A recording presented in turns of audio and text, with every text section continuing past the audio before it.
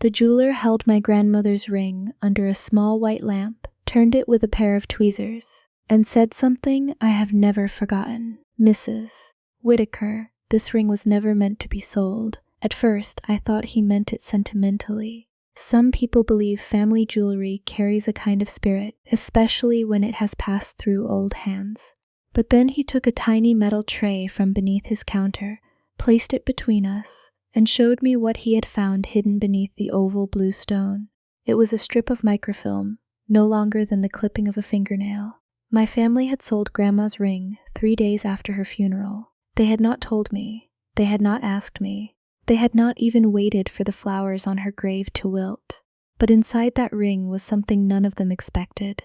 A list of bank account numbers, a photograph of a signed trust document, and the name of a man I had been taught my whole life to respect. That was the moment I realized my grandmother had not simply left behind jewelry. She had left behind evidence. And the strangest part was not that she hid it in a ring. The strangest part was that she had addressed the first image on that microfilm to me. Good day, dear listeners. It's Nora again. I'm glad you're here with me. Please subscribe to my channel and like this video. And also let me know in the comments which city you're listening from. That way I can see how far my story has traveled. My name is Nora Whitaker. I was 46 years old when all of this began. I lived in Dayton, Ohio, in a small brick duplex with a narrow front porch, 2 rose bushes that never bloomed at the same time, and a kitchen table that had seen more bills than birthday cakes. I worked as a medical billing compliance auditor for a regional hospital network. It is not glamorous work, but it teaches you how to see what most people overlook. My job was to read records, compare dates, check signatures, and notice when numbers did not behave the way honest numbers should. A wrong code can hide a mistake.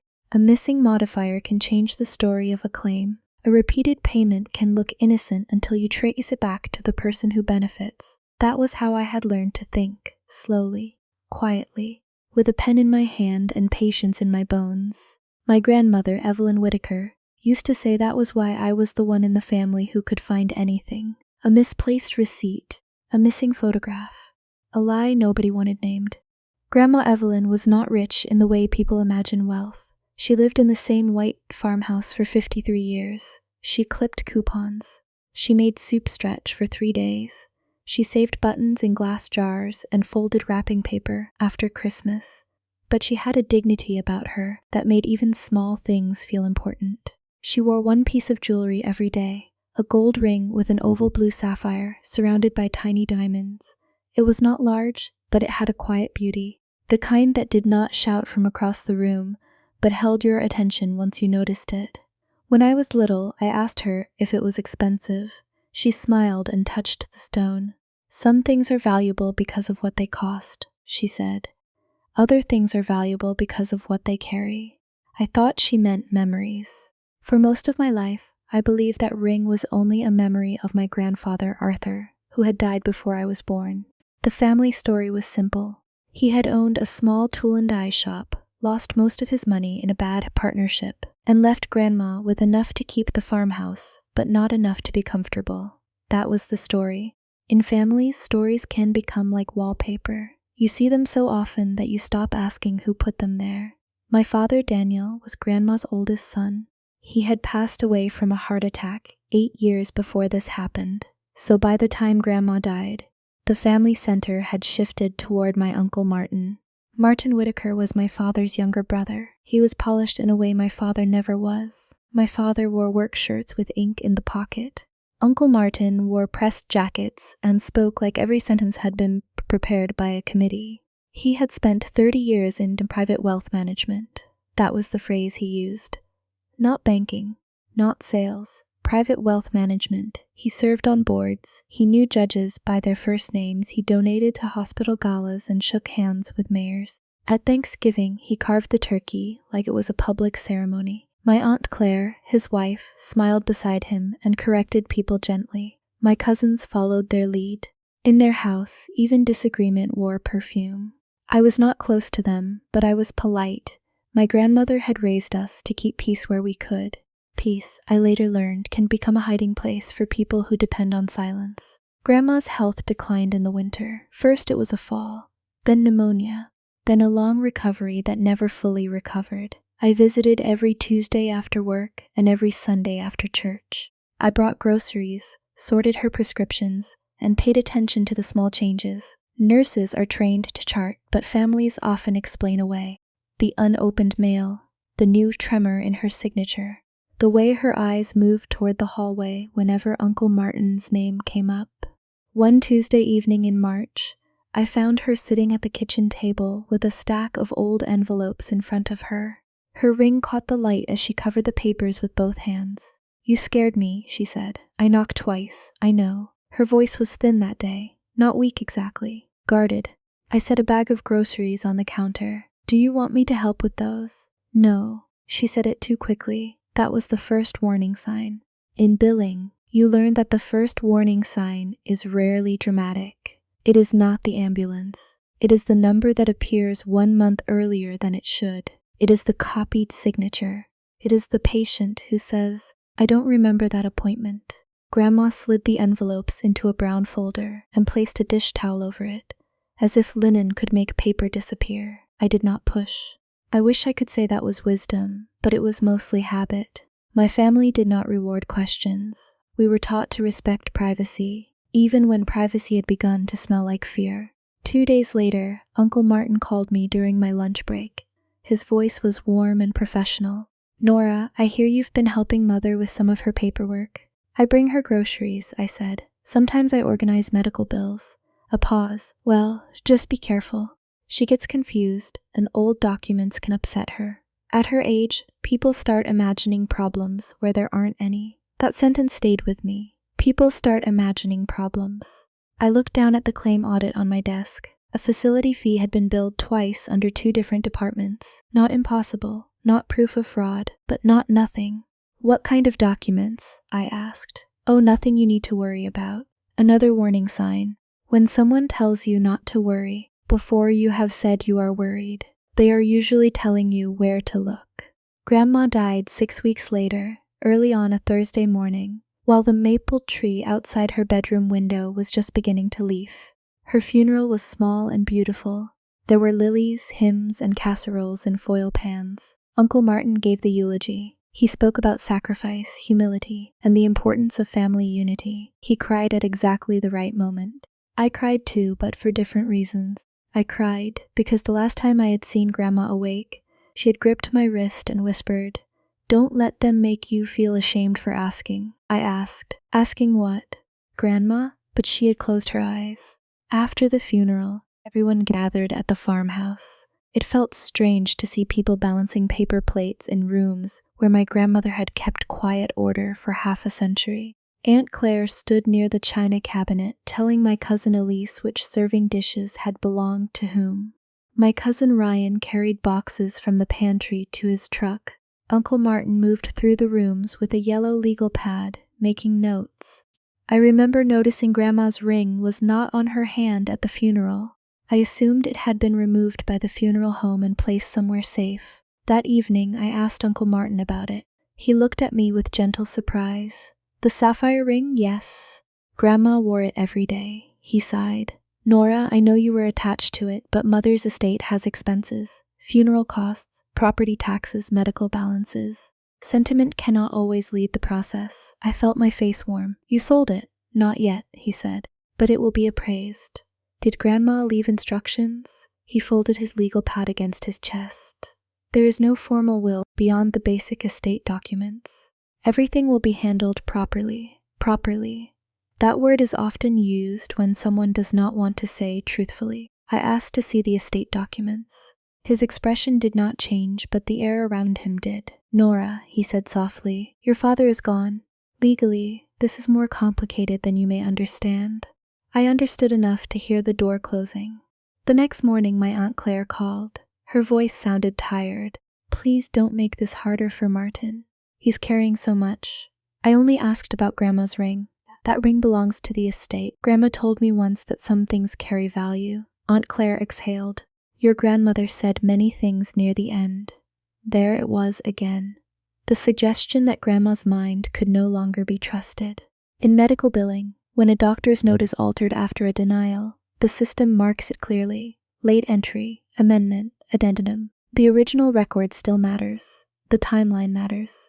People do not get to rewrite a chart simply because the outcome is inconvenient. But in families, people rewrite the chart all the time.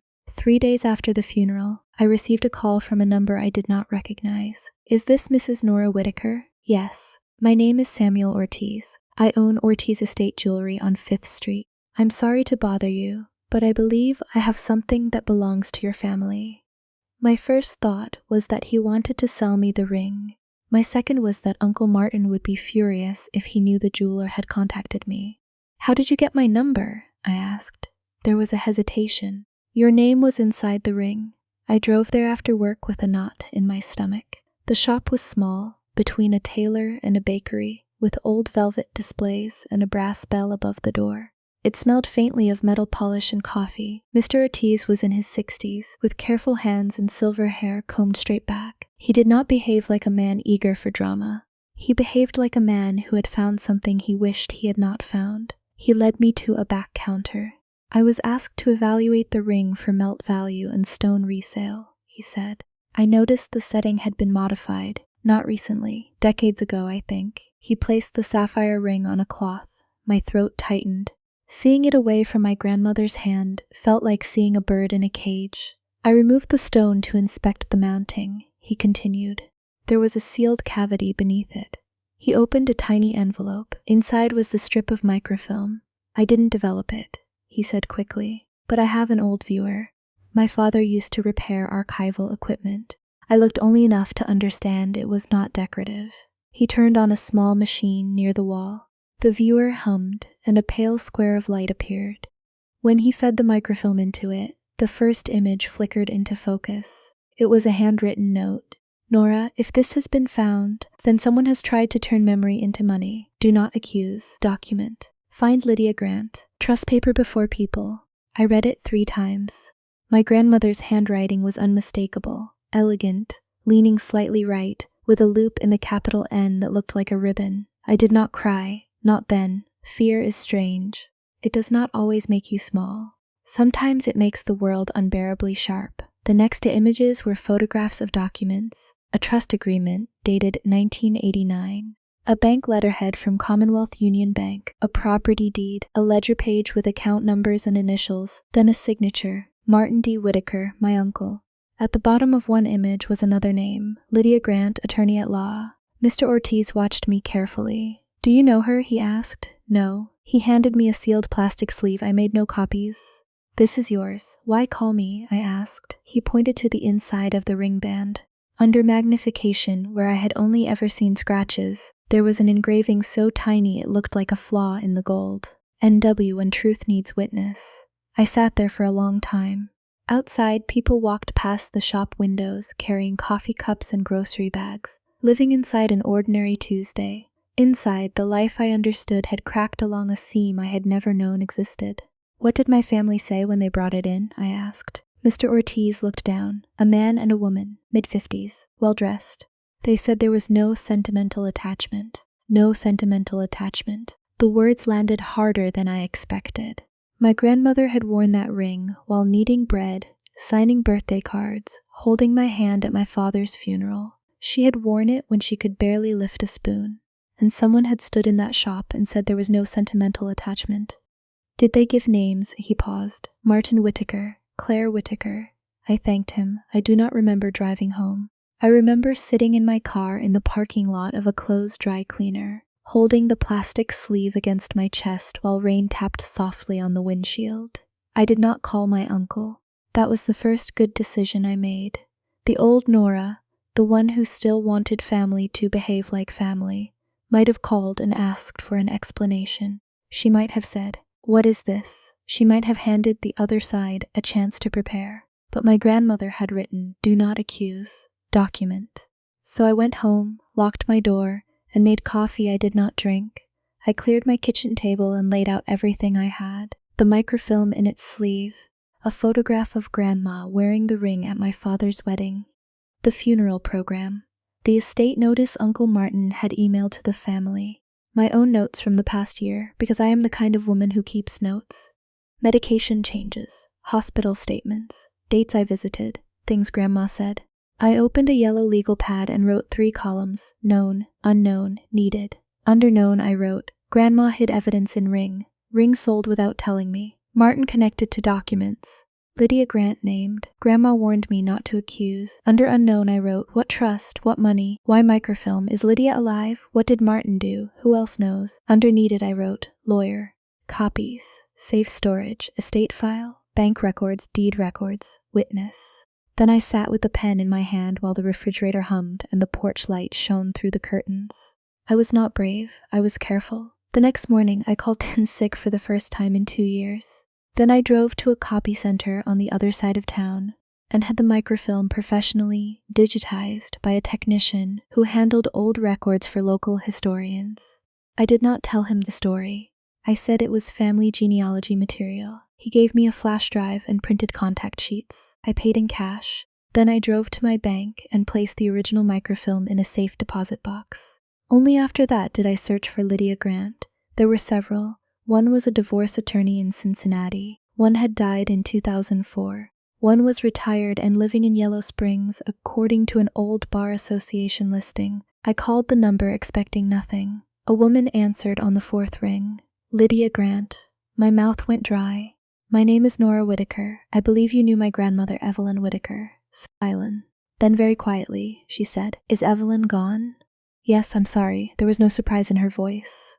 Only grief that had been waiting in a chair for years. I told her about the ring. Not everything, just enough. She listened without interrupting. Then she said, do not speak to Martin. Do not email him. Do not text your cousins. Do not post anything. Bring what you have to my house at 2 o'clock. Her house was small and shaded by sycamore trees.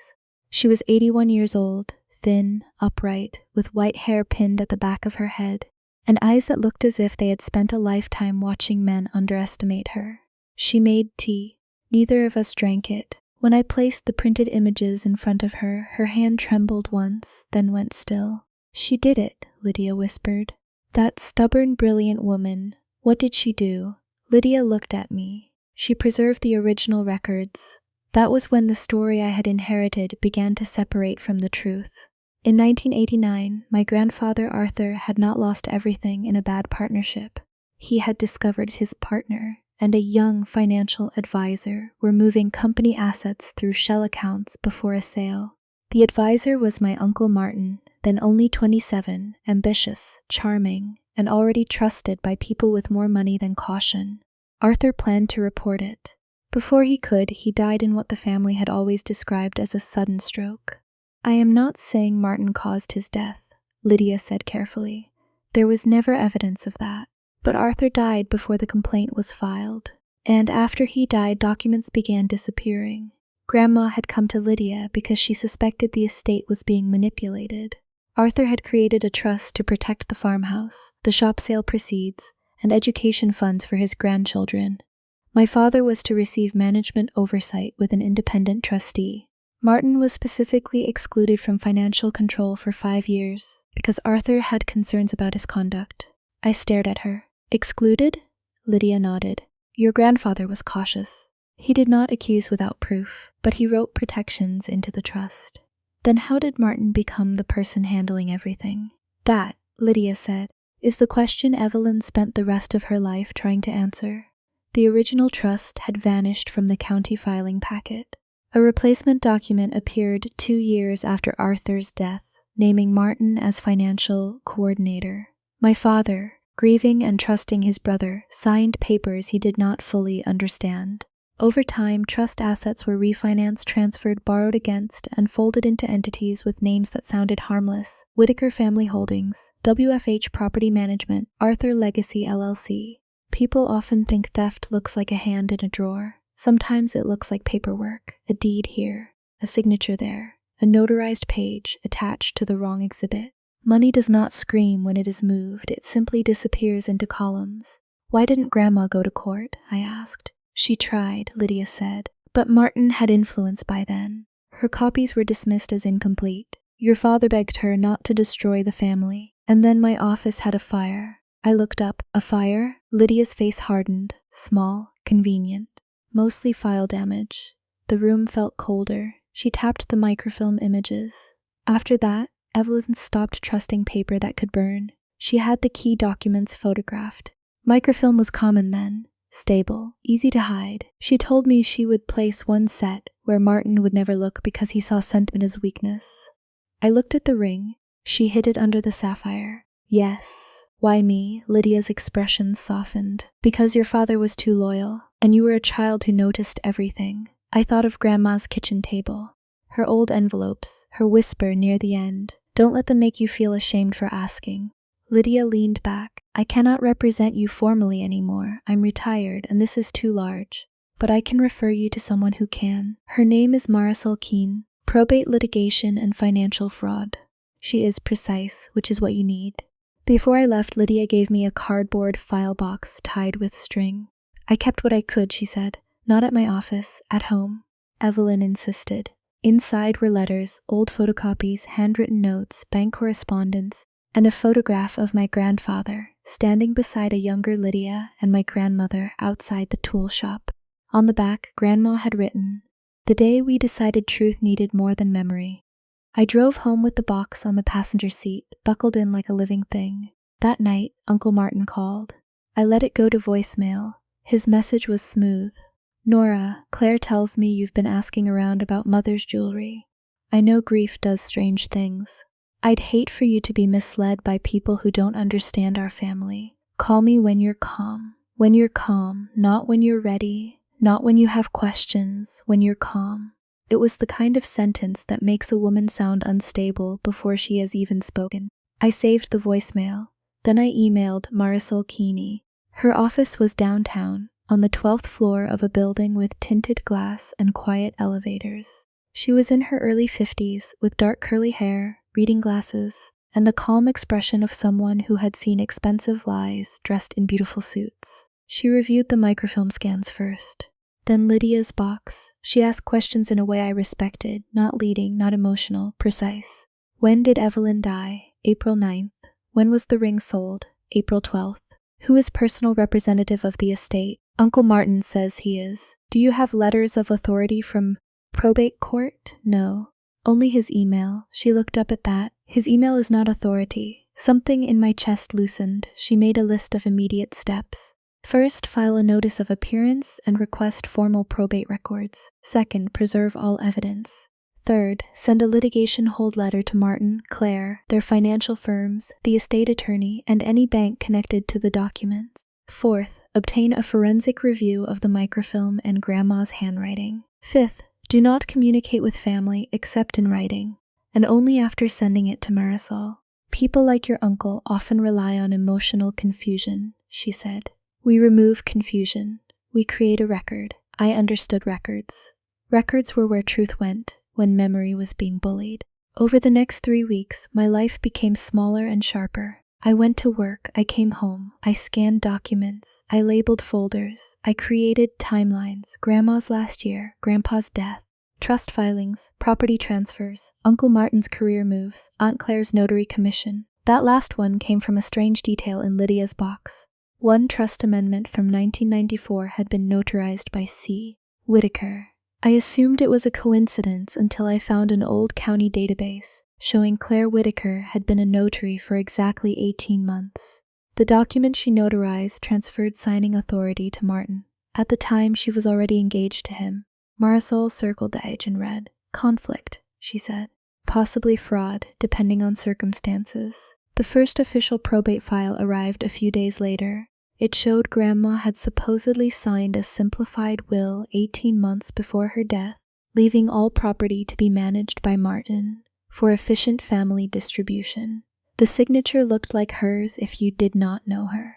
But I knew her. Grandma's real signature moved like thread through fabric. This one hesitated at the E. The W in Whitaker was compressed. The final R looked wrong. In billing, a forged provider signature often carries a rhythm problem. People can imitate shape. They rarely imitate motion. I sent it to Marisol. She sent it to a handwriting expert.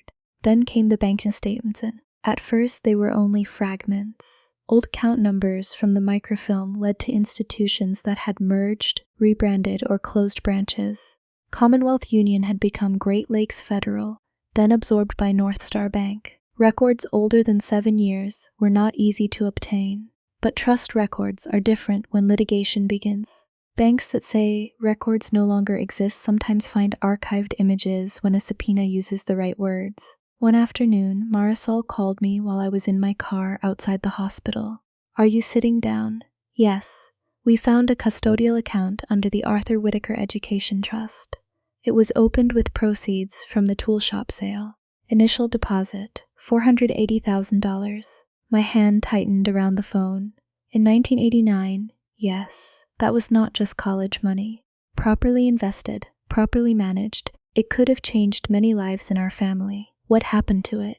Withdrawals began in 1996, labeled as property maintenance, legal fees, family loans, trustee reimbursements. Trustee? Martin. I closed my eyes. My father had worked overtime for years to help me pay for community college.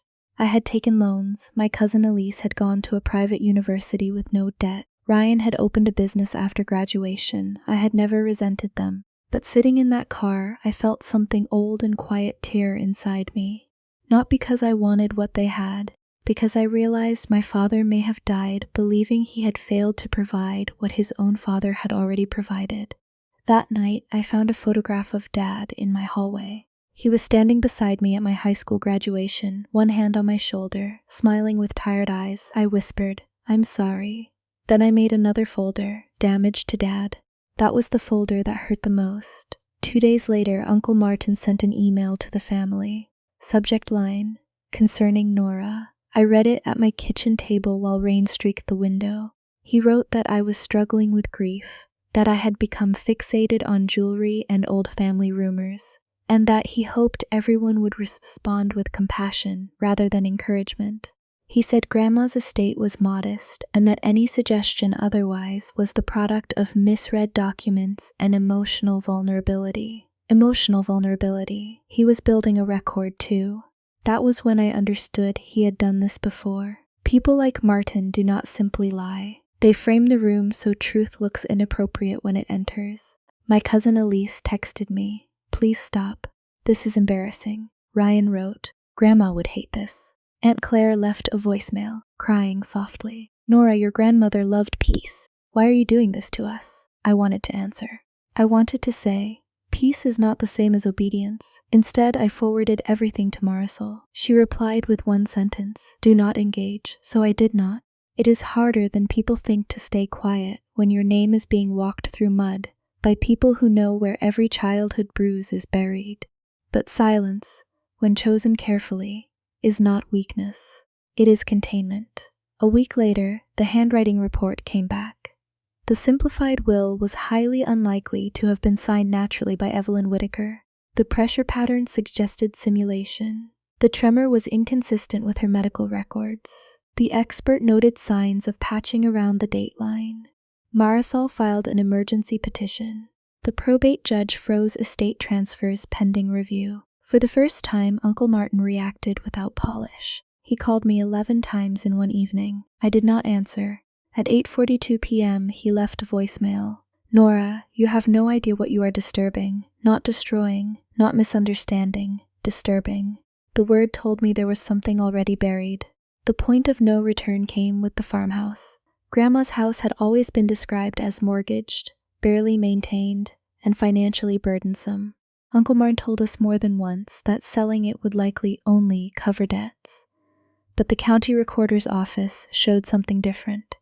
The farmhouse had no mortgage. It had not had one since 1992. What it did have was a lien filed by Whitaker Family Holdings for management advances totaling $320,000. Whitaker Family Holdings was controlled by Martin.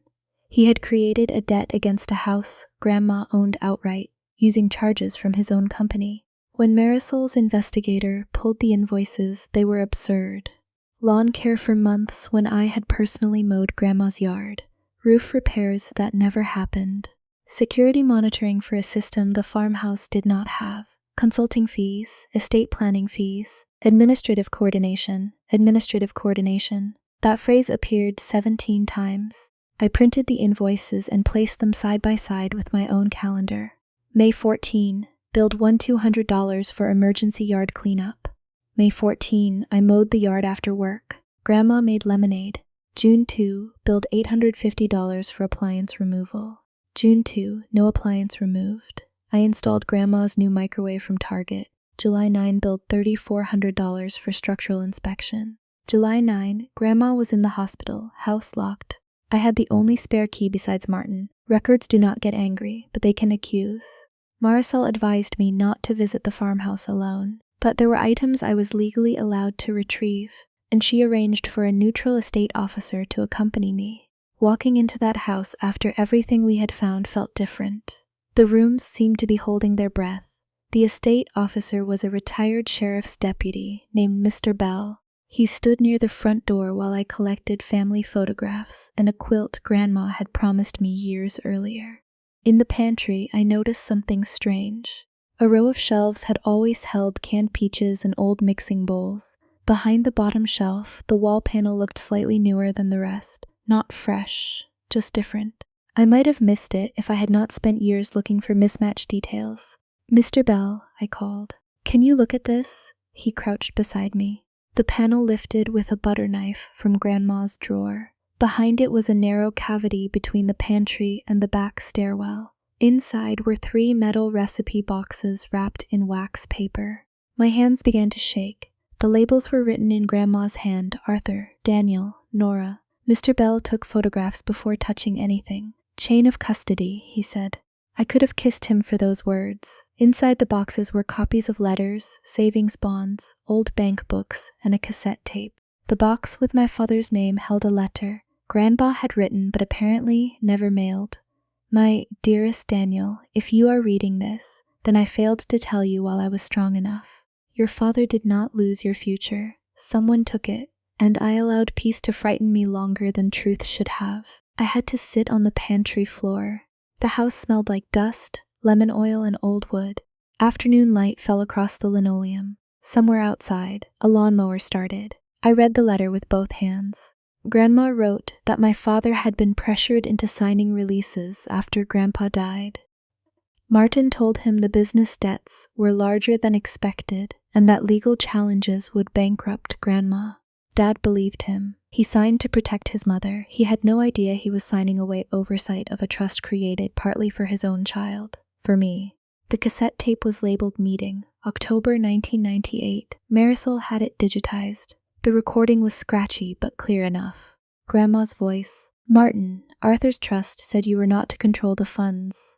Martin's younger voice, calm and almost amused: "Mother, you never understood the documents. Grandma, I have copies, Martin, copies of what you think matters. Original filings matter, court filings matter, and Daniel will not stand with you. Grandma, he would if he knew. Martin, then tell him, break his heart. Tell him his father didn't trust his own brother. Tell him his little girl lost money because he signed the wrong page. Is that what you want?" Then silence. Then Grandma crying. Then Martin again, softer. "Let me handle it. You keep the house. Everyone keeps their dignity. That is the best outcome you are going to get."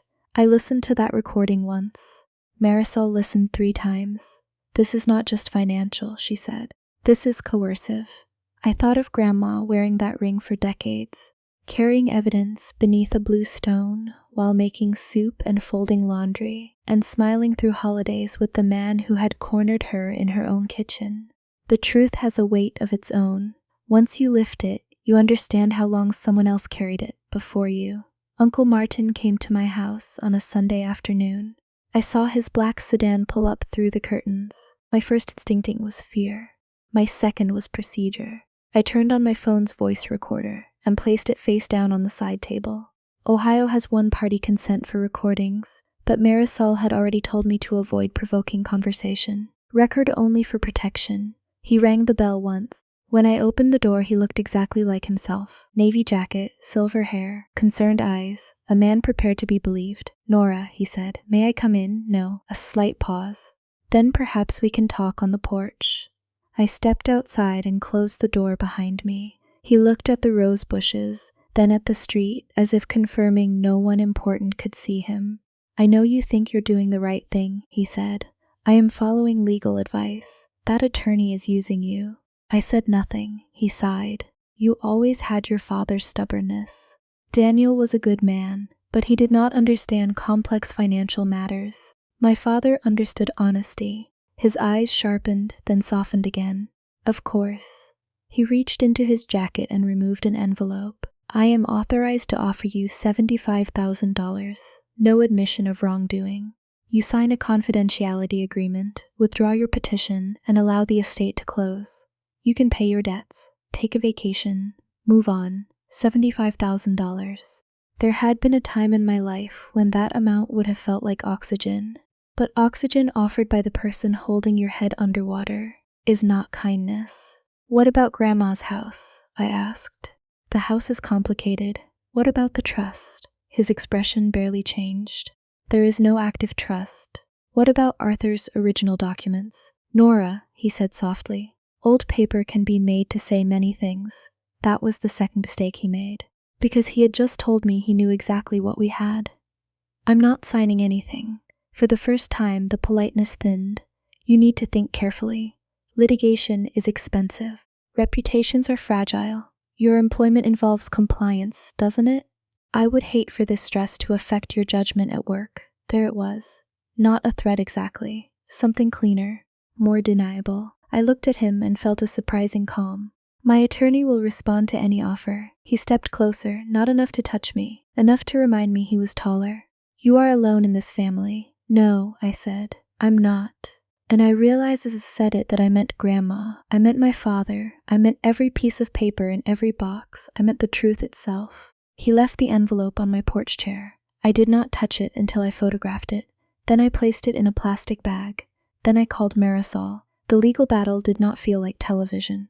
There were no dramatic speeches in marble courtrooms at first. There were motions, continuances, subpoenas, objections, scheduling orders, and boxes of documents that smelled like dust and toner. Justice in real life often arrives wearing bifocals and carrying a binder. Marisol filed a civil complaint alleging undue influence, conversion of trust assets, fraudulent liens, breach of fiduciary duty, and elder financial abuse. She also requested accounting from every entity Martin had used to bill Grandma or manage family assets. His attorneys responded aggressively. They called the claims speculative. They questioned Grandma's competence. They implied Lydia Grant was confused due to age. They suggested I was financially motivated. That one nearly made me laugh. I had spent my whole adult life paying bills on time and buying shoes on clearance. If greed had been my nature, it had chosen a strange schedule to appear. The deposition was held in a conference room with beige walls, a long table, and a court reporter whose fingers moved like rain. Martin sat across from me, flanked by two attorneys. He looked calm, not relaxed but composed. Clare sat behind him with a tissue folded in her lap. I was not deposed that day. He was. Marisol began gently. Mr. Whitaker, when did you first become aware of the Arthur Whitaker Education Trust? I don't recall a trust by that formal name. She placed a document in front of him. Does this refresh your memory? He looked at it. This appears to be an unsigned draft. It is a microfilmed image of a signed agreement dated June 14, 1989. I can't verify that. Understood. Please look at page 7. Is that your signature as witness? He adjusted his glasses. It resembles my signature. Did you witness this document? I don't recall. That became his answer again and again. I don't recall. He did not recall the trust. He did not recall the lien calculations. He did not recall why his company billed Grandma for services never performed. He did not recall his wife notarizing a transfer of authority. He did not recall the meeting recorded in 1998. Then Marisol played the tape. The room changed. Not dramatically. No one gasped. No one shouted. But the air changed. Grandma's voice filled the conference room, fragile and furious. Martin, Arthur's trust test said you were not to control the funds. Then his younger voice answered. Mother, you never understood the documents. Across the table, Martin did not move, but Clare closed her eyes. When the recording ended, Marisol waited. Good attorneys know silence is a question. Finally, she asked, do you recognize the male voice on that recording? Martin's attorney objected. Marisol repeated, you may answer. Martin looked at the transcript. It sounds like me. Were you telling your mother that original filings mattered because you knew the original filing had been altered? No. Were you aware at that time that she possessed copies of the original trust? I don't recall. Did you tell her Daniel would not stand with her? I don't recall the context. Did you benefit financially from Daniel's belief that challenging you would harm his mother? His attorney objected again.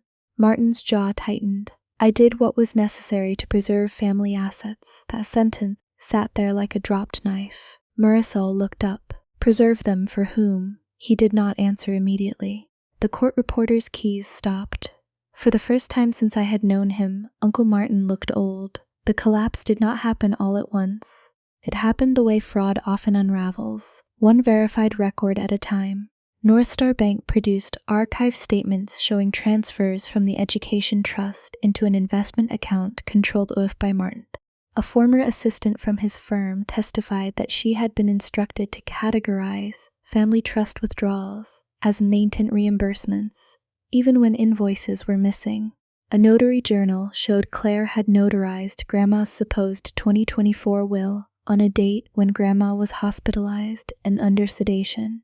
The hospital visitor log showed Martin had visited that evening, but Clare had not. Mr. Ortiz provided a sworn affidavit about the ring, the hidden cavity, and who had brought it in for sale. The handwriting expert testified that Grandma's signature on the simplified will was simulated. The forensic accountant traced over $1.8 million in trust assets, property equity, and improper fees across 3 decades, not all recoverable. Some money had moved too far, too long ago. Some had been spent, some had been sheltered behind legal walls, but enough remained, enough to prove the story, enough to stop him. The probate judge voided the simplified will, invalidated the lien against the farmhouse, and appointed an independent administrator. The civil court froze accounts connected to Whitaker family holdings. The matter was referred to the county prosecutor and the State Financial Licensing Board. Martin's attorneys requested mediation. Marisol warned me before we went in. Settlement is not forgiveness, she said. It is structure. It is enforceable peace. The mediation room had no windows. There was coffee nobody drank and a bowl of mints nobody touched. Martin did not apologize. Men like him often treat apology as a form of liability, but his attorney spoke for him. They agreed to release all claims against Grandma's estate, repay a substantial portion of improper fees, transfer the farmhouse into the corrected estate trust, fund a restitution account for affected heirs, and cooperate with the independent administrator. His financial license was suspended pending investigation. Clare surrendered her notary commission and signed a statement acknowledging improper notarization, though she claimed she had acted under Martin's direction. Criminal charges came later. They were narrower than I expected: fraud, forgery-related counts, exploitation of an elderly person. The prosecutor told me that the law does not always reach every moral injury. I believed her. Still, when Martin entered a plea on 2 felony counts and 1 misdemeanor financial exploitation charge, I sat in the back of the courtroom with my hands folded. He did not look at me. The judge spoke about trust, vulnerability, and the particular cruelty of using family loyalty as a tool of theft. Martin received a sentence that included prison time, restitution, probation, and a permanent ban from fiduciary financial work. Was it enough? I do not know. Enough is a difficult word after decades of harm, but it was something. It was public. It was recorded. And for my grandmother, who had been told for years that paper did not matter unless powerful people approved it, that mattered to me. When the estate was finally corrected, I received more than I expected, and less than people might imagine after hearing numbers like $1.8 million.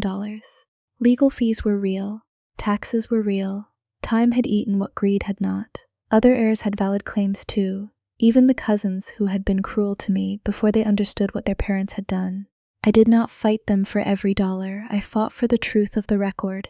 The farmhouse came into a family trust with me as one of the beneficiaries and an independent trustee managing it. I bought out the smaller shares over time using part of my settlement and a modest loan. I moved in the following spring, not because it was grand. It was not. The roof needed work. The porch sagged. The upstairs bathroom had pipes that complained whenever the water ran. But the house had morning light, solid bones, and the smell of my grandmother's cedar chest in the hallway. I planted lavender along the fence and tomatoes behind the kitchen. The first summer, I painted the pantry a soft yellow. I left the hidden panel exactly where it was, not as a shrine but as a reminder. Some walls hide damage, some hide survival. I kept working. People asked why I did not retire or start over somewhere glamorous. But work had steadied me when everything else became uncertain. I liked my job. I liked finding errors before they harmed someone. I liked believing that systems could be made cleaner by people willing to look closely. I did take one trip, not to Paris, not to some island with white sand and blue drinks. I drove to Lake Michigan alone and stayed in a small inn where the stairs creaked. I walked the shore every morning with coffee in a paper cup. I watched waves erase footprints and understood that peace is not the same as forgetting. My cousin Ryan wrote to me first. His message was short. I believed him. I'm sorry. I sat with that sentence for 2 days before answering. Then Elise called. She cried. I cried too, but not in the way people cry when everything is repaired. Some breaks remain visible even after healing. We speak now, carefully, honestly, without pretending. Aunt Clare moved away after Martin's sentencing. I do not know where she lives. Part of me pities her. Part of me is still angry. Both can be true. Lydia Grant died the next year. Before she passed, I visited her with a framed copy of the photograph from the tool shop. She held it in her lap and said, "Evelyn would have liked your method." I laughed because that was exactly the kind of compliment Grandma would have given. Not brave, methodical. After Lydia died, I used part of my inheritance to create a small scholarship at the community college for women returning to school after 40. Not a huge foundation, not a building with my name on it, just tuition help, books, and emergency grants for women who are one car repair away from quitting.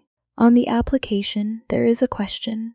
Tell us about a time you kept going quietly. Every year, I read the answers and think of my grandmother. I still have the sapphire ring. The court returned it after the evidence process ended, Mr. Ortiz restored the setting, but I asked him not to seal the cavity permanently. The microfilm itself remains in archival storage with the estate records, but beneath the stone there is a tiny folded note now. It says, "Truth needs witness. I wear the ring sometimes, but not every day. I do not want it to become armor. I want it to remain what Grandma made it. A reminder that memory can be evidence, that love can be strategic, that patience can be stronger than outrage." For a long time, I thought my family's tragedy was that money had been stolen. Now I understand the deeper theft was confidence. My father's confidence. My grandmother's peace, my own sense that asking questions was allowed. Money can be recovered in part, time cannot. But dignity is strange. Even after people take it from you, a piece of it waits somewhere inside, like a document in a hidden room, like a strip of film beneath a stone, like a signature no one quite managed to forge. You find it when you stop apologizing for wanting the truth. I do not tell this story because I want people to suspect everyone they love. Suspicion is a lonely way to live. I tell it because trust should never require blindness. If someone makes you feel guilty for asking reasonable questions, pay attention. If someone rushes you past paperwork, slow down.